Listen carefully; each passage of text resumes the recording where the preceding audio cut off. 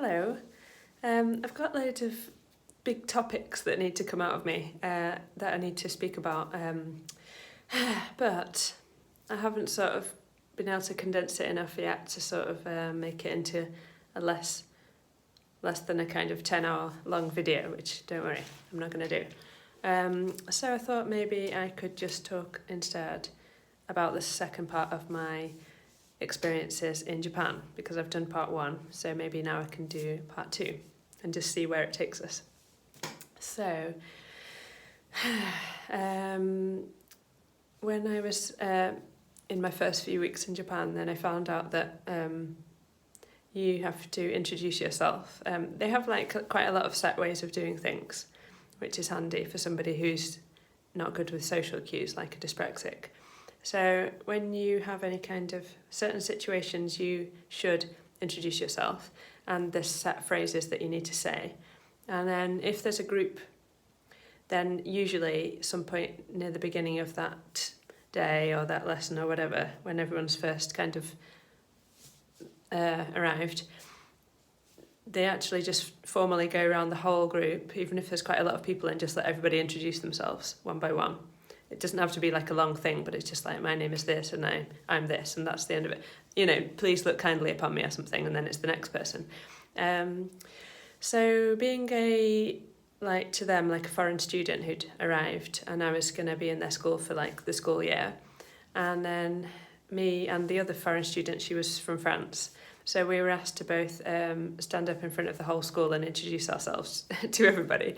And I wasn't really fazed by it. It's just quite like, it might sound funny to other people, because if you're not dyspraxic and you don't have similar traits to me, like I actually absolutely love public speaking because it's kind of like, I know it's my turn to speak now, because in the day-to-day I don't speak a lot, and there's only certain people that I can actually successfully have a conversation with, and that depends on my energy levels as well. But I sort of like quiet a lot, so I've kind of like got loads of going on and loads that I want to share, and I'm quite extroverted and I want to share it and speak most of the time, but I can't because I don't know when to say things, and I don't know like how to say things, and I'm not very good at like socializing, and I get, as soon as there's more than one other person that I'm trying to talk to, then I just usually stay quiet because I don't know, I'm not able to like join in a conversation when there's more than 2 people. But if I, for some reason, I'm standing at the front and I've been told to like present something, or I'm speaking to a group, even if it's a load of people, because it was a high school in Japan, so I think there was like, I don't know how many, but definitely more than 1,000 people. But I wasn't really worried. I wasn't really worried about it. And I've always been like that with public speaking, because it's kind of like, I know what I'm supposed to do. I'm here because I'm supposed to say something, and they're going to be expecting me to say something, so I can't really get it wrong as such. Whereas I think maybe public speaking, I don't know, don't want to go off on a tangent trying to guess why people are scared of public speaking, but it doesn't really apply to me. So for me, it would be more like speaking itself is scary to me. But when it comes to public speaking, then it's not scary, because speaking, like I've just said, all those reasons. So like speaking normally, that can go wrong for me in a lot of ways. But if I know I'm supposed to be on the stage, it gives me a different kind of confidence than what I would have in a normal like chat with somebody out and about.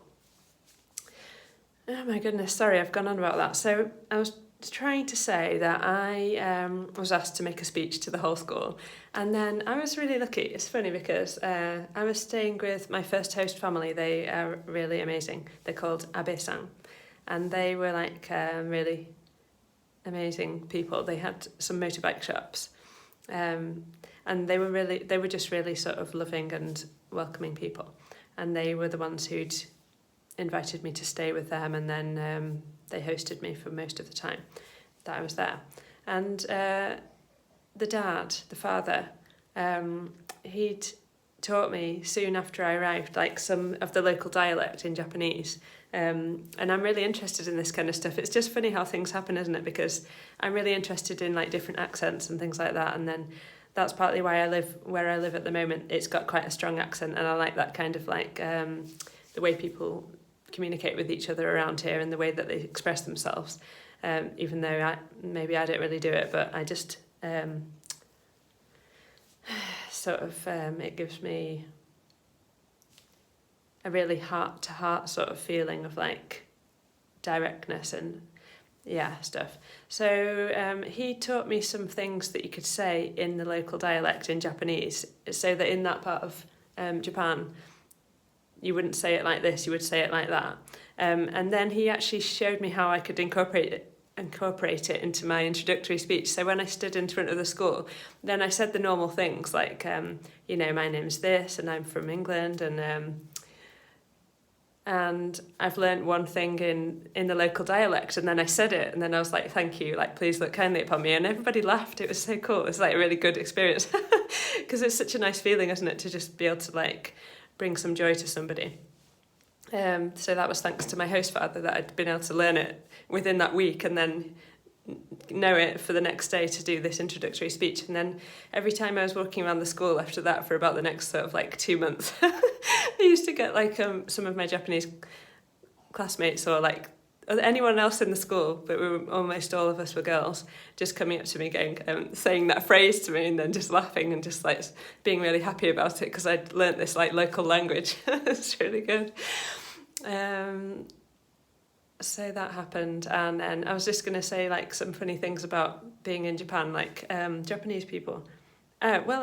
When I was going around the school, another thing that used to happen is that if I was passing like these classmates, and then they used to see me in the corridor, and Japanese people are really welcoming in a way of like they like to acknowledge you, and then they like to sort of like they're very curious, so they like to sort of ask things about like where are you from, or they make a lot of comments like, oh, you've got such a high nose.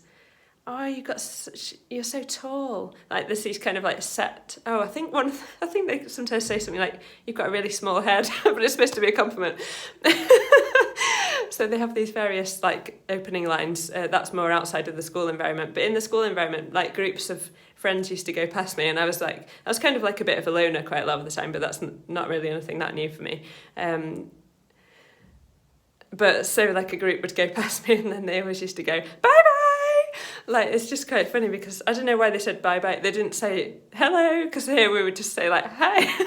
But they always used to go bye-bye and then wave. I think it's because I'm guessing they associate waving with saying bye-bye. So then they think that if they're going to wave to you, then they're going to say bye-bye. So that used to happen a lot. And I had some really, really good friends after a while. Like, I'm so grateful for the people that I met there. I went to try and squeeze in another story briefly. So everybody does like an after school activity in Japanese high schools. So I was asked by our English teacher, like our sort of the one that cared for us and looked after me and the other girl, what after school activity do you want to do? And I said athletics, and that means like, to us, that means like hurdles, long jump, high jump, running on the track. This is what I used to be interested in England. So I said athletics, but I didn't realise that doesn't always translate in the same way. But in the UK, athletics translates to what I've said, but in some countries they call it track and field or something different.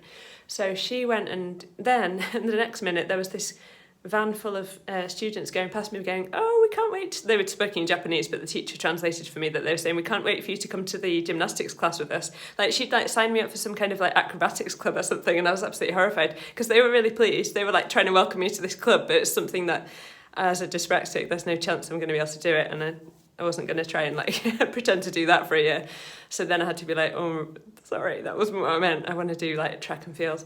So then I sort of went into this track and field after school club, and I had some really amazing friends there. I'm so excited and happy about it still, like years and years, decades later. I just hope that like at some point I can get back in touch with them and say like, I appreciate you so much. I'm glad that you welcomed me in that way, even though I couldn't like express that much from my side. Like, I'm really glad that you made me feel like a part of it and be part of that experience. So that's that, and thanks.